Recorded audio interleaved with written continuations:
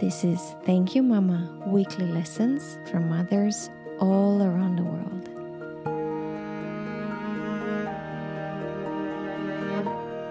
Hello and welcome to Thank You Mama. My name is Anna Tyler.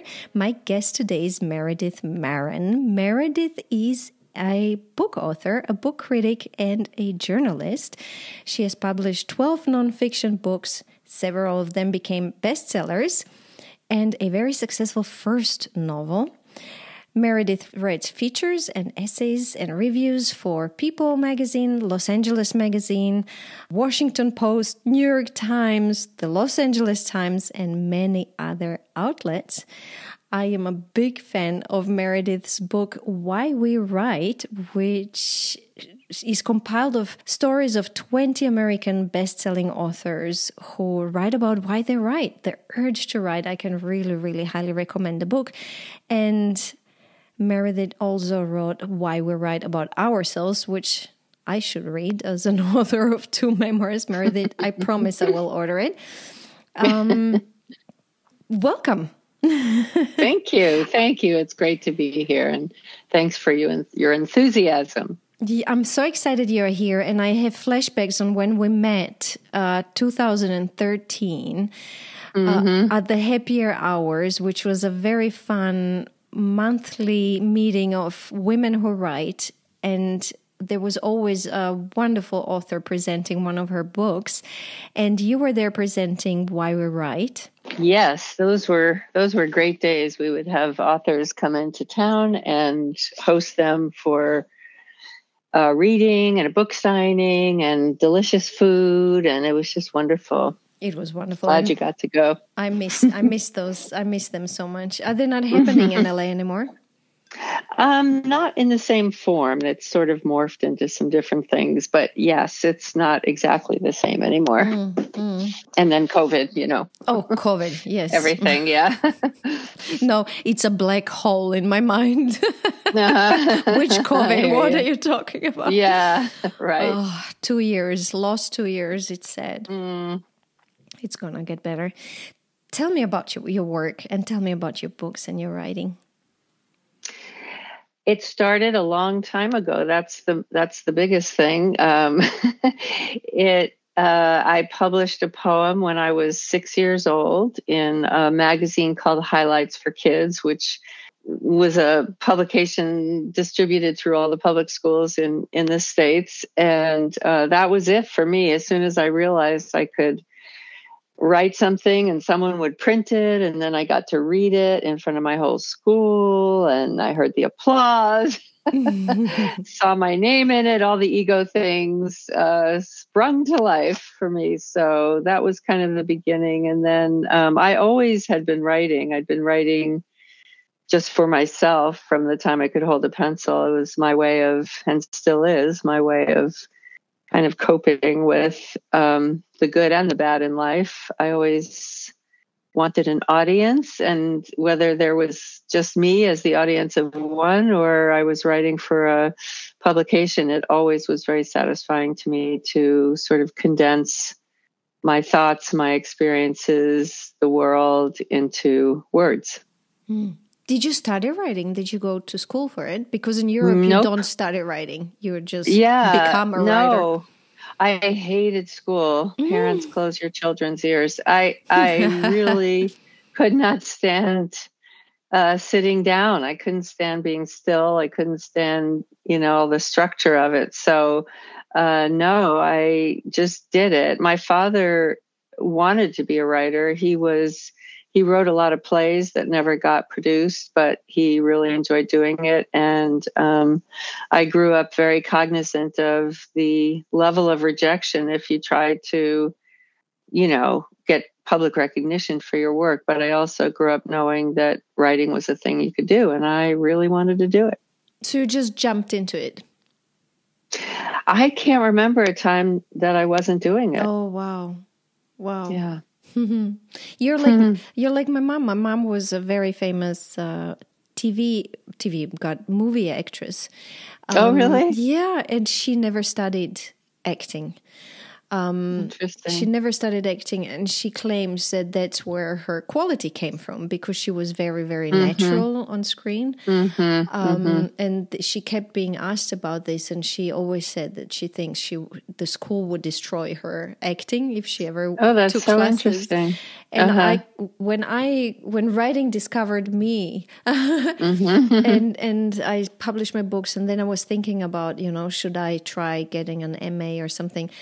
That stayed with me. I'm like, no, I think if I went somewhere and tried to learn something, it would just destroy what's already here. Well, that's so interesting, because now I'm in a writing group, which I love, with a few friends, and all of them have, I think, 2 out of 4 have MFAs, and one has been to college, and they often talk about things I have no idea what they're talking about. And I can tell from the way they're talking about it that it came from a workshop or something that they learned in their MFA programs. And sometimes I feel a little longing, like maybe I would be a better writer or a better reader if I had that experience. But I also feel like the things I love about writing, whether it's mine or someone else's, really feel natural. They don't feel like they need to be tamed, I guess I would say. Yeah.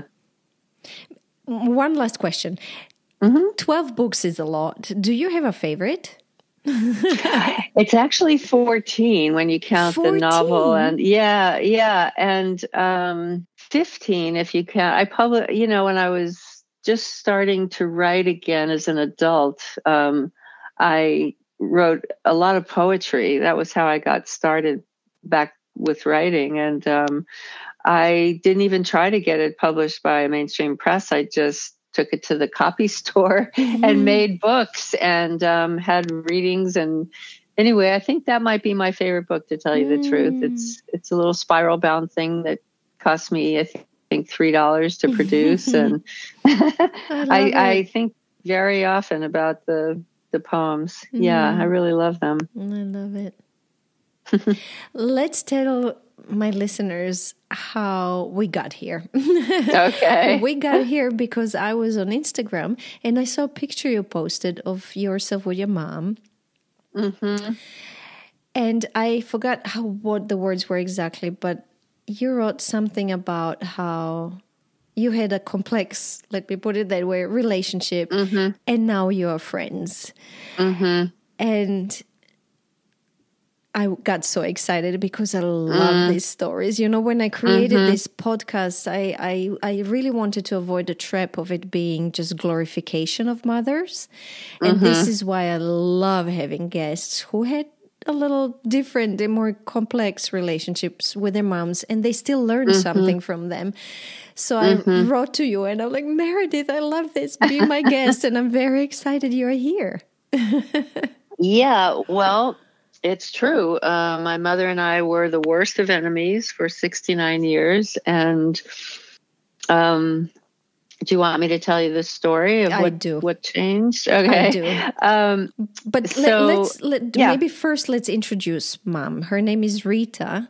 Will you tell me a little bit about her? Where is she from and what her life was like? Yeah, she's going to be 93 in 2 weeks. And she grew up, same as my father, same as my brother and me, in New York City. They both grew up on the Upper West Side of Manhattan. And their parents, both sets of their parents, were brought to the U.S. as infants from what was then Poland and Russia, but now I think the countries' names are all different, but not Russia, but yeah. And Jewish and escaping the pogroms.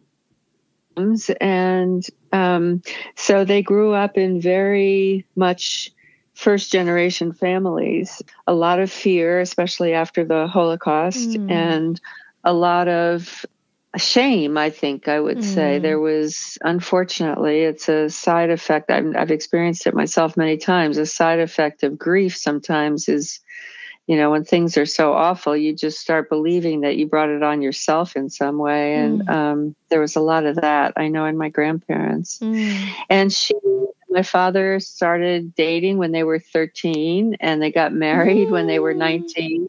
And it was a very traditional and pretty terrible marriage. My mother obviously was destined for greater things, and she was confined to the home pretty much. As my brother and I got older, she engaged with some more sort of civic activities and started getting outside the house and developing hobbies and a lot of social activism. Like I remember one year she decided that if all the garbage trucks in Manhattan were painted shocking pink, it would be a lot nicer landscape. So I love it. She did a big campaign That to sounds try like to make something that my mom happen. would do. Really? My mom was Yeah. trying to get all the bridges, like the metal bridges in Croatia, to be painted in the colors of rainbow. Oh my God, that's so great. Wow, that's so funny. Yeah. So then my parents divorced when I was 19, and they were, I don't know, I think they'd been married maybe 25 years, and they split up. Well, first they moved to Europe. They moved to London, actually, which I guess is no longer considered part of Europe. And they split up there. And pretty soon after that, my brother's first daughter was born, and my mother moved to Berkeley to be near us. Yeah. So then she became a human rights activist, and she founded a human rights organization, and has been extremely busy with that ever since, to this day. Oh, at 93, she's still working. Oh, yeah. That's amazing. Absolutely. I know sometimes she asks me for help with her computer, and I look and there's, 22,000 unread emails. And I'm just like, Mom, you have to, wow. you have to slow down. What are her causes? That's really, human rights is her specialty. I mean, she's very progressive, and she's an activist for all causes. We all marched when who was elected, and, she put on her pussy hat and marched with the other women. And so she's definitely a big feminist and anti-racist, and, all forms of human rights is really her specialty. Oh, wow, Mama Rita. Amazing. But now you can tell me your story. With her, you mean? Yes. Yeah. Well, we just never got along. It's one thing to have a mother whose politics you agree with, but it's another thing to have a mother you get along with. And I've met a lot of women who have this similar experience. They admire their mothers for their work in the world, or, the things they do, but they just can't get along. And I always knew my mother was a special woman, especially for her times.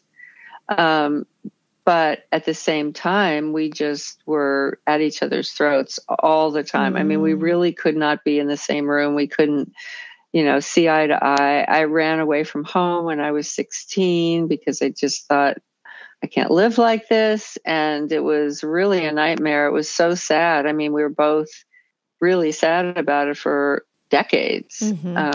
And we went to therapy together. More than once. And, we just tried everything. We would try staying up all night, talking and trying to resolve things. And we just, we both really wanted it to be better all the time, but it just never could be. And what changed it? How did you? Well, I have to say, in a very simplified way, the pandemic, which I'm sure a lot of your listeners will relate to, that, with all the tragedy of the pandemic, also, I certainly know a lot of people who rethought what mattered to them, what they wanted from life, how fragile life was. And especially, my mother being that age, and when the pandemic started, I was 68. So I was very much in the category also of being at high risk. And I had a lung condition when I was a child, so that added to the risk. And I also was not, before the pandemic, a very careful person. I just remember thinking of all the things that I'm sure you remember the beginning when they were telling us nobody knew really how it spread, and they were just telling us all these crazy things when we were all washing our groceries and, segregating our mail and all this stuff. And I just thought, I am not a careful enough person to survive this. I'm just never going to be able to take things slowly enough and pay enough attention to detail that I would be able to protect myself. So, and with her age, between the two of us, we both, I think, I know because we talked about it, we both really thought we might die from this. It seemed likely. And I think that definitely had an impact on our motivation and putting things in perspective, of what mattered. And I felt so protective of her. And at first I was angry at her, as I always was, for not protecting herself. She would do these crazy things. We were having family Zooms almost every night for the first 6 months, which is amazing, with our whole extended family. And we would check in and my mother would say, oh, yes, I was at Trader Joe's this morning. And I was like, Mom, I haven't been in a grocery store in 6 months. You need to stay home. We'll get you Instacart, whatever. And she was like, no, I have to go out and take a walk and see my friends and be in the world. And every day we would get on those Zooms and we would say, well, where did you go for your COVID dose today, Mom? Like, we were just we couldn't do anything about it. She refused to protect herself. And at first it just made me mad the way anything to do with her always made me mad.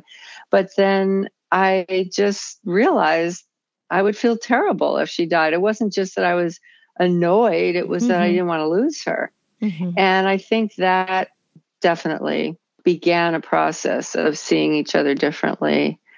One incident that happened right when COVID was starting, we weren't in lockdown yet, because my brother lives near my mother in Berkeley, and she said she wanted to let us know what was going to be in her will, and she called a meeting. My brother was with her in her apartment, but I was in LA. And we were doing just FaceTime. It was before I think we'd heard the word Zoom in the context that we all know it now. And she told us that she had willed all her money which was not, it was for a lot more than we thought, but it was not that. It's not like my mother's rich. We never thought, believe me, neither of us ever did our financial planning thinking that our mother would help us. And she told us she was going to give all her money basically to different nonprofits that she believed in. And of course, I agree. The whole list was in her will, and we were reading the list, and they're all causes that I agree with. But it made me so sad. And I started crying, and I never cried in front of my mother because it would have made me feel too vulnerable. And I started crying, and she said, why are you crying? And I said, don't you love your kids? Don't you love your grandkids? At that point, she had 5 grandkids too, 4 grandkids. No, more than 4. I don't know, 5 great grandkids and a bunch of great grandkids. And I said, why are you giving your money to strangers? And I said, it's not that I want your money. It's that I want us to change our story. I don't want you to die, and I'm hearing your will being read. And instead of doing a little something thoughtful for your kids, you're giving it to strangers. And that's just going to make me go, I'll live the rest of my life with this story that we've had all these years. And I said, do you want to change our story? And she got teary-eyed, which also never happened. And she said, I do. And that was it. Oh, that was it. Was that the moment? I don't know that was the moment. And I don't know why then, and not all the hundreds of times we had tried so many things to get along and staying away from each other and everything we could think of. And then suddenly we just saw each other in a different light. And the whole issue of the will went away. It wasn't really about the will. It was about our relationship. So after that, I don't know. We started with some I look back on them now, they seem kind of silly rules, but we needed some rules because we had fought so much for so long that we needed some ground rules. And the first thing we agreed to was that we wouldn't talk about anything that was more than 2 weeks old. I love and that. that That's solved fantastic. 90% of the problems right wow. there. Yeah. I should do that with my husband. Yeah, I know. I mean, many spiritual practices and psychological practices recommend it, but who really does it? Yeah. Because the wounds are so deep and old and yes. And also the only reason to talk about the past really is to prove that the other person was wrong. Exactly. Yeah. There's really no unifying reason. Yeah. And it was just divisive. So we made that agreement with no problem at all. We both, without talking about it, it was just like, let's just make this agreement. And we both said, from now on, that's it. No more talking about the past. And we stopped. And it was a big habit. So it was very hard to stop. And, both of us would start to do it. And then the other one would say, and she would stop. Oh. And yeah. And then because of COVID, we were seeing each other on these family Zooms, and my whole family was shocked because they were all seeing that we were being nice to each other and they couldn't believe it because it had been it really ruined our family life because, we couldn't really just hang out as a family. It was always fighting and, just tension and who's on whose side. And, it was horrible. And all of a sudden they were all saying, what is happening with you two? And it just went on like that. We did that for at least 6 months, almost every night. And then I started noticing that whereas in the past I had, I was trying to be a good daughter. So I would call my mother or whatever, but I never wanted to. I always dreaded it. And when I did it, I always felt worse when I got off the phone than when I got on the phone. And it was like really unmotivating, because who wants to feel worse? And I knew I would.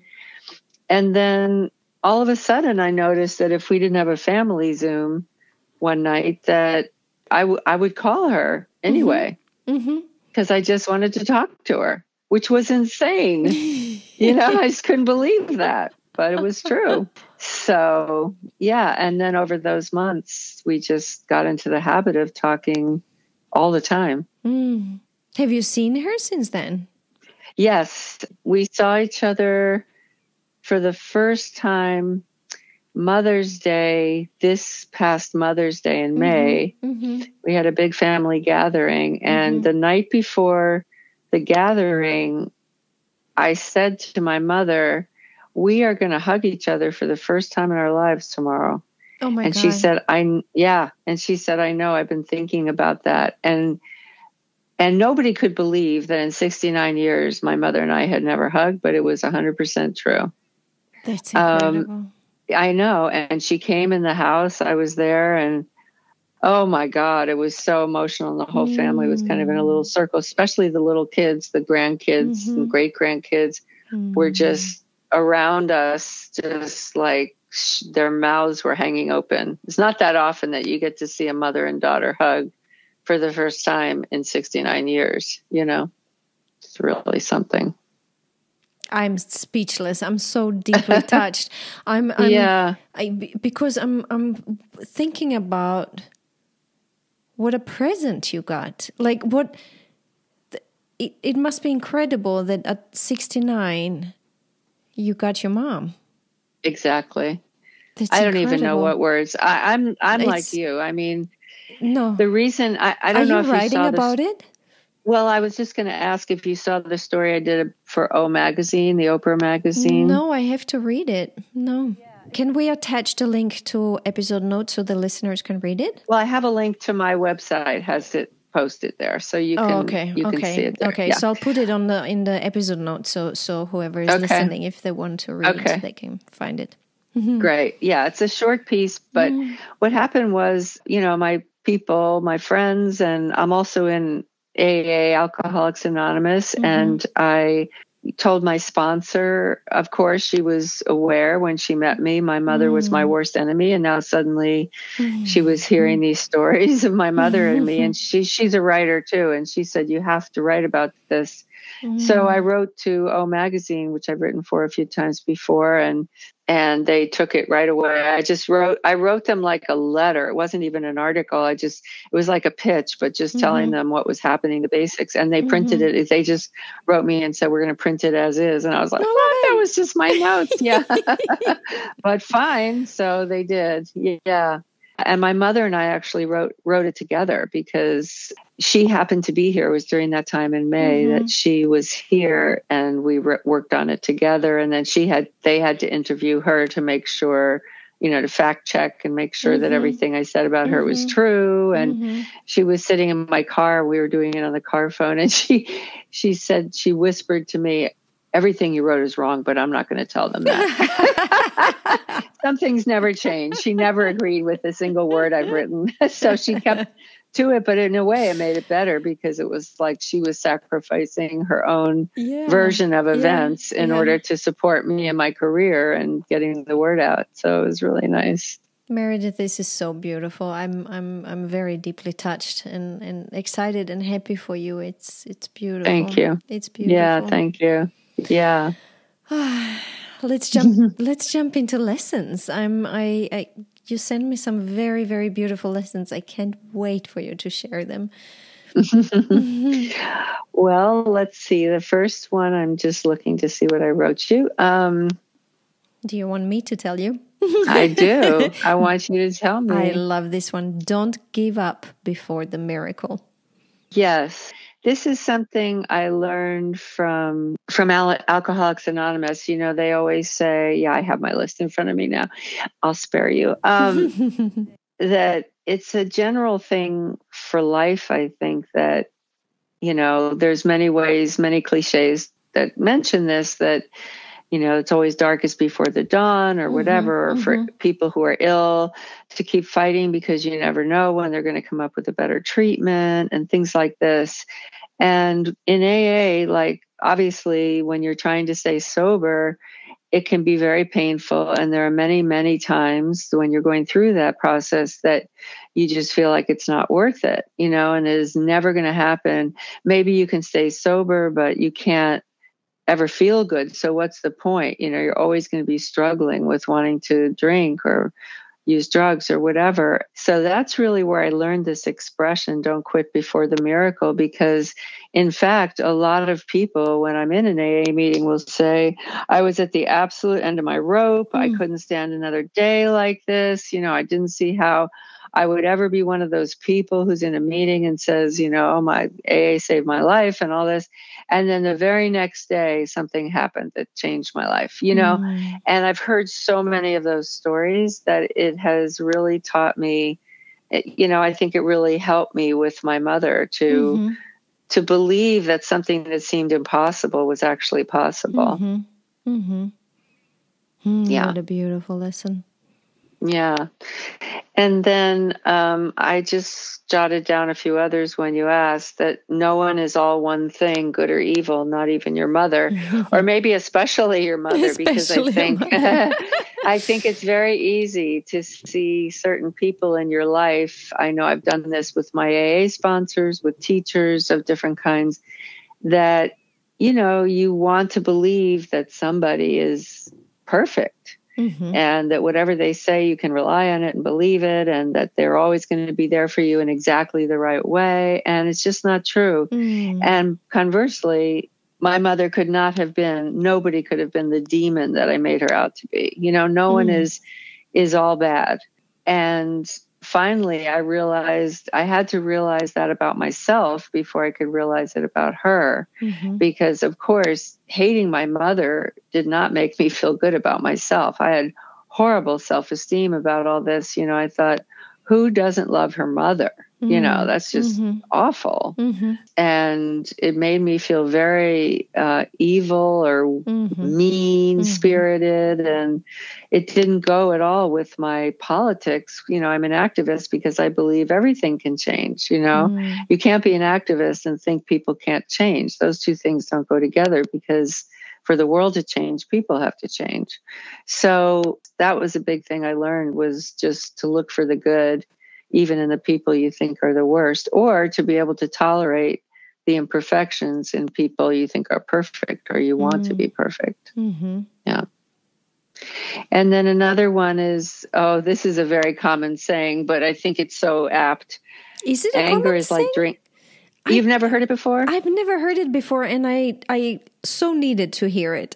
Yeah. Well, I think I hear a lot of things in AA that I don't know if they come from AA or people are just bringing them in from the world. But anger is like drinking poison and expecting the other person to die. I think that is such a good, it's like, well, I'm righteously angry, and we get really attached to our anger because, again, anger proves the other person is wrong. Yeah. But it doesn't. It doesn't prove anything. In fact, I've learned that the more convinced I am that I'm right, when I really, really know that my point of view is okay, I don't have to fight with anybody about it. I just know it. You know what I mean? It doesn't matter to me if anyone agrees with me. It just matters that it's true, and I know it, and it makes me calm. And so that's one thing I've learned is about anger. And the last one that I sent you is everyone can change if they want to, or if life forces them to, even at 92, even at 69. So yeah, a lot of people who have followed the story of my mother and me will comment that, well, first that when they find out that I'm 70, and then when they find out she's 92, that, oh my God, it's one thing to change when you're a teenager or something, everybody changes, but at these ages, don't you just become who you are, and there's no changing? Well, the answer to that is clearly no. That's not true. It's very hard to believe people can change, It's hard to believe people can change at all. And a lot of people can't, and they don't. And I have found in my life, the main things that have made me change are one extreme or the other, being wildly in love and happy, or being really desperate and miserable. It's very hard to change when everything is just status quo and things are fine. Why change? It's true. And the answer is because you can always be better. You can always be happier. You can always be giving back more. There's always a reason to change, but you don't feel it unless you're miserable, unfortunately, because it's work. It's hard. So, yeah. Meredith, this is beautiful and so deep, and the whole story is so incredible. Normally, I ask my guests a question for which I've learned it might be even, I dare say, the most important question in these interviews, which is normally, was there anything your mother was not able to teach you, anything important your mother was not able to teach you, that you had to learn yourself? Definitely. So many things.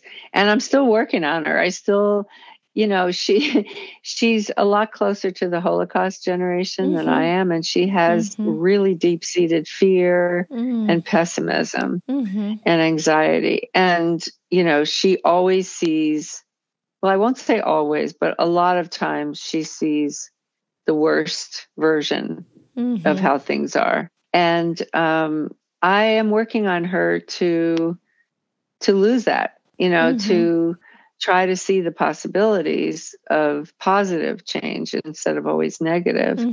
It's interesting because even with our triumph, with this great proof that things can get better, she still will default to the worst case scenario. And that's the main thing I've had to teach myself, because I really don't want to live with that.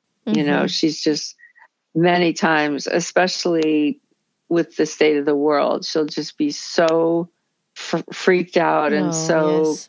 convinced that the worst thing is going to happen. And I know why. I mean, I grew up with Holocaust survivors, and I know that it's very hard to leave that behind.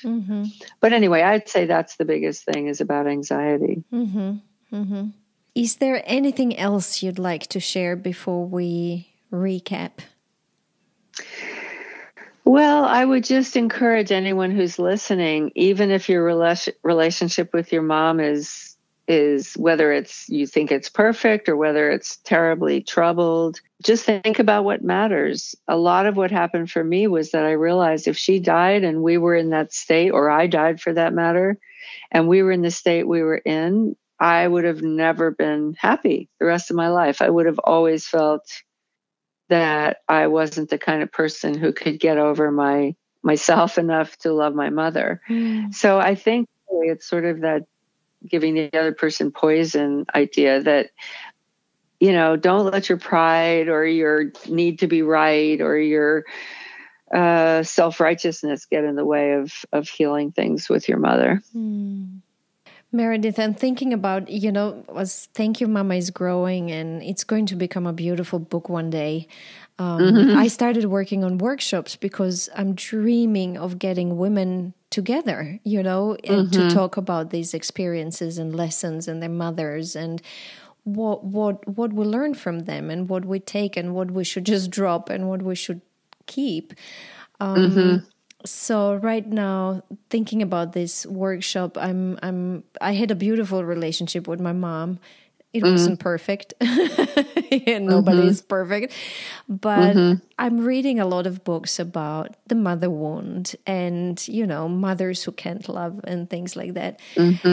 Because that definitely has to be a part of it. And now I'm dreaming of having you there at my first workshop. Oh, well, to share your story. Delighted. Come to Vienna next summer. Especially if you invite me to Vienna to for Vienna, it. Definitely. It's a deal. Meredith, let's recap just at the end. So we learned from you and from Mama Rita the one most important lesson, which is don't give up before the miracle. That nobody and nothing is just plain good or evil. Not even your mother. I love that. That anger is like drinking poison and expecting the other person to die. I love that, but I've never heard it. And that everyone can change if they want to. Or if life forces them to, and that's great to remember. And you know what I also wrote from you? That you can always be better and you can always be happier. Yeah, it's true. And something she did not teach you, was not able to teach you, is to lose the anxiety and lose the fear and the pessimism, which I love how you absolutely understand where it comes from. But at one point we have to leave it behind. I love that. Did I miss anything? I think you covered it all. Great. Meredith, thank you so much for this beautiful story. It's so inspiring and beautiful. You are so welcome, and thank you so much. If you enjoy Thank You Mama and want to help it grow, please take the 2 seconds to leave a 5-star review on Apple Podcasts. It really helps. If you'd like to get in touch, you can send me a mail at info@thankyoumama.net. You can also find me on Instagram, Facebook, and Twitter under Anna Teider. That's TAJDER. This was Thank You Mama. Come back next week, subscribe, and tell your friends.